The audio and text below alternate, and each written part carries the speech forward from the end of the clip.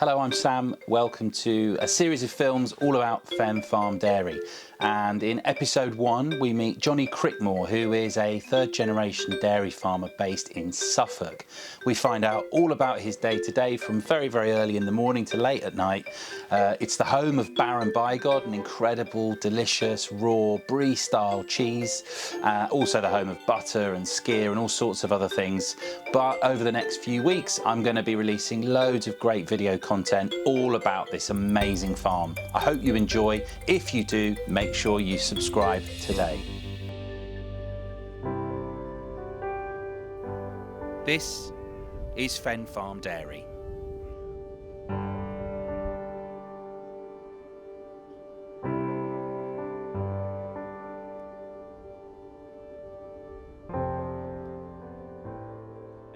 When I left school, I just didn't want to do anything but farming. I actually become a bit of a rebel at high school. My late 20s, that I think the rebel sort of stayed with me, and I just didn't want to be in this box as dairy farmers sell their milk to milk processors, and that's kind of what really started this all off. As a farmer, I love growing things, and I love growing animals. I love seeing crops grow. To this day, I just get huge satisfaction out of cows. I just find them very fascinating with their big noses and tongues.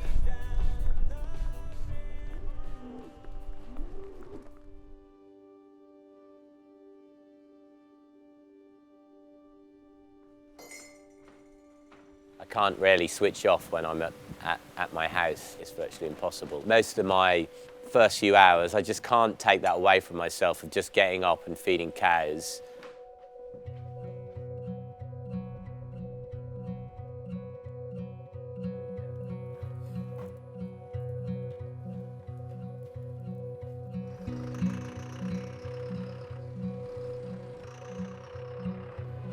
Neville? Yeah? How much silage is left round there?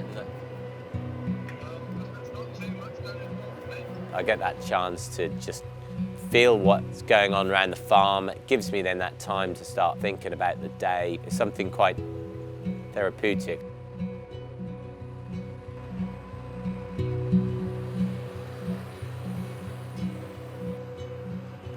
You're doing the actual physical job of like littering a cow yard, but on top of that, the phone is with me. The farmer's half run on WhatsApp, it seems. I like to sort of be there and understand, is that what we planned? Is that what we agreed? I just see stuff all the time, you know, and I can't help it. I just see little things. This is not right, that needs doing, that could be better. And it's, you know, it's sort of constant. You've got the obvious things what repeat themselves, like making cheese and dispatching products, but then you've got the random email what turns up, or the phone call of something has broken or something's escaped.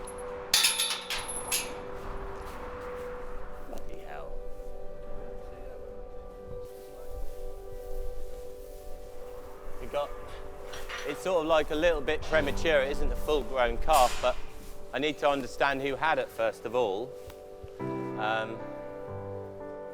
Now is an opportunity to teach someone much younger than me the skills of doing the same thing as what I'm now doing. Always going to lose an odd calf for the calving season. It gets you every time.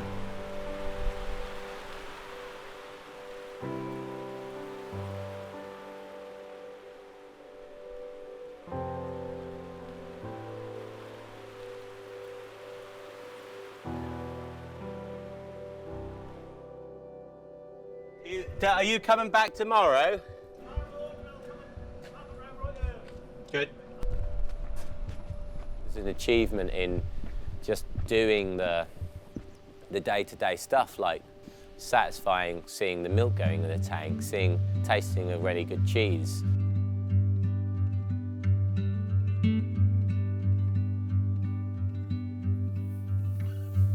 I'll be back in a sec. There's a real enjoyment and satisfaction out of doing a job and getting to the end and finishing it, and you've completed it. And you go home and you think, yeah, I feel like today's been worth it. I got up, the day has been well spent.